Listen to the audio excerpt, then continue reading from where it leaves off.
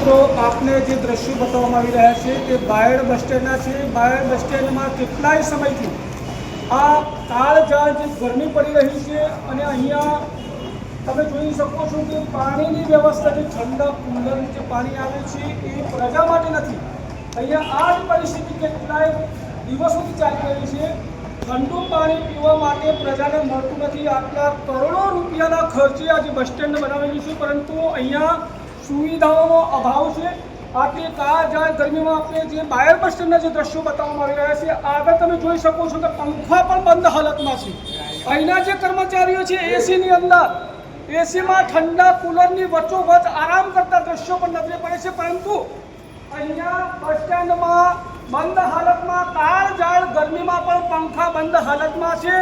અહીંની પરિસ્થિતિ કેટલાય સમયથી ઠંડુ પાણી આવતું નથી। બાજુમાં ગરમ પાણી જે છે એ ગરમ પાણી આવે છે, પ્રજા માટે ગરમ પાણી છે, પરંતુ ઠંડુ પાણી પ્રજાના હિતમાં નથી।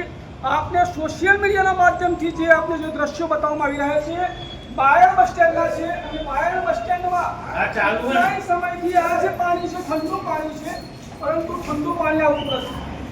તો અહીંયા જે બસ સ્ટેન્ડની અંદર સુવિધાઓનો જે અભાવ છે, અહીંના જે કર્મચારીઓ છે એ કર્મચારીઓને ઠંડા પાણી પીવાની વ્યવસ્થા થઈ જાય છે, પરંતુ પ્રજાના હિતમાં અહીંયા ઠંડુ પાણી લખ્યું નથી।